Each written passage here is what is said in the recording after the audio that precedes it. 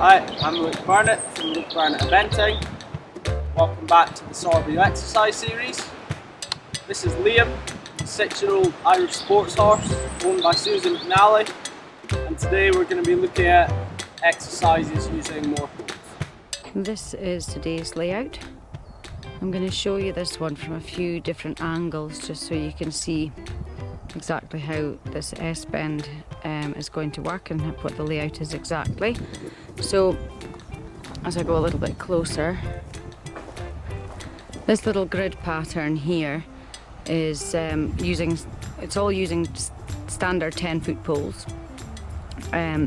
This means that this pattern of having the blue and white poles on the side here works quite well because it's end to end with the first and the third pole. These poles are at 5 of my feet. Where's my feet? There we are. So all 4 poles at 5 of my feet, and then pole 1 and 3 has a pole joining them, and then pole 2 and 4 has a pole joining them, and then we have these S-bends going in to the line and out the other side, with the options of raising them on the outside of the arcs. It's the reason I've chosen this S-bend exercise. I do quite a lot of S-bends with the pole work, but I've chosen this one so that we can do exercises with the middle line as well. The poles that are on the arcs coming out of the middle grid is also on 5 of my feet.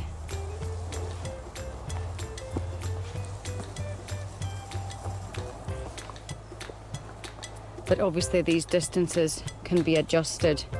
This generally will work quite well for 14.2s through to 17.2s. And when we go through the S-bends, those that are slightly smaller striding, then we tend to come slightly more diagonally through this middle grid rather than white section to white section. We're starting off with a simple centre line exercise, all about straightness. And it's amazing just how difficult it is to be absolutely straight, whether it's on the centre line or anywhere else. But with the poles having the stripes in them as well, then it makes it absolutely clear to the rider if they're just even a few inches not quite on the centre or in the centre of the poles.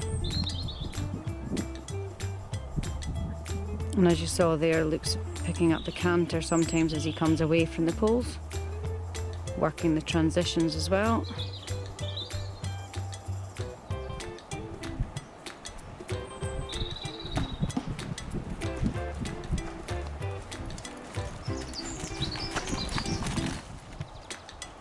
We're now moving on to riding diagonal lines across the poles, going from the white section on one side of centre to the white section on the other side of centre. This is really good to get the horse using itself.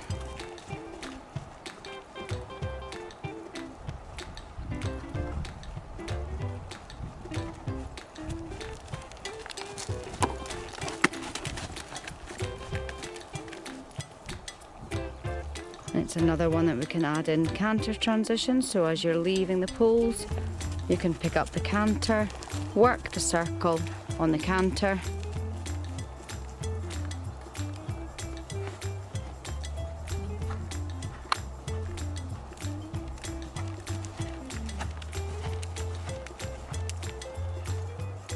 and then back to the trot, so that the balance is organised for coming back to the poles. So now Luke's going to walk a more severe diagonal line from point to point across the poles, and because that is a little bit more difficult, coming in over the point, leaving the point, That's why he's walking at first, so the horse is confident about stepping in over that point.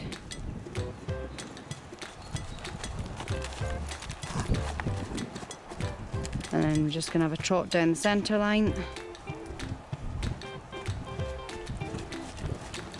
Any of these exercises can be done in walk. It's good for proprioception, so the horses are knowing where they're putting their feet. And now we're trotting that same diagonal line. And he really has to open out as he's coming across that diagonal line. Really picking up his tummy and coming up over his back. Working the canter on the circle. Through to the trot.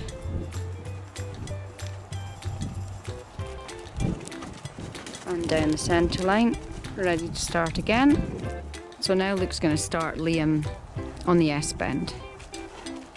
I'm doing it in walk first because it's a lot of poles to take in, and it just gives the horse time to be clear about the route that you're going to be riding him through when you come to do it in the trot. As we move on to do this in trot, it is one of my favourite exercises, the S-bend. All the poles are at exactly the same distance, but it just highlights how much power and ground cover we can take off through a change of bend, as quite often the poles out seem to be at a longer distance, it feels like they are, than the poles on the way in.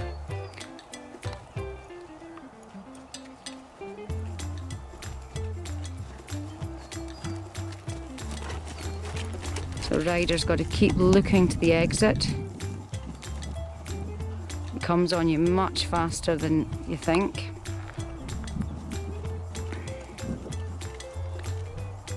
And then we'll see him coming back towards us. And if you were setting up this exercise at home, the next time you set it up, you'd want to set it up so that the bend is the other way. So at the moment, this is always going to be a right to left bend. So the next time you set it up, you'd want to set it up so that it was a left to right bend. We've got the poles raised now. This is a real effort for the horse, having to reach, having to lift, having to change bend, and it's quite an exercise for rider core balance as well, because as the horse is giving that extra movement over the poles, the rider has to use their core to stay in balance. If the rider loses balance, then the horse is less likely to reach the next distance.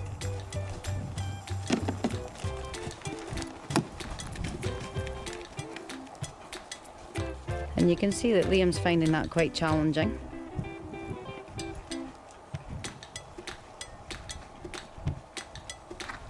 This is really good for getting the horse to let go through the middle, come up through his core and over his back. And often you'll find that as you're working through these exercises, much as the exercise itself might be challenging, then the work that you're getting afterwards or between repetitions, you can really feel the difference in the trot work and the canter work.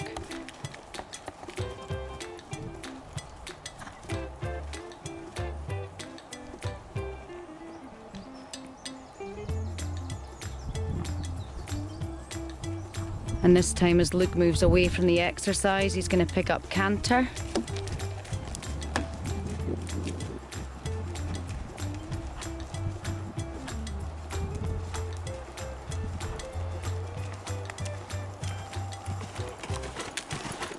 Just so that he can feel the benefit of how the pole work is helping his horse work.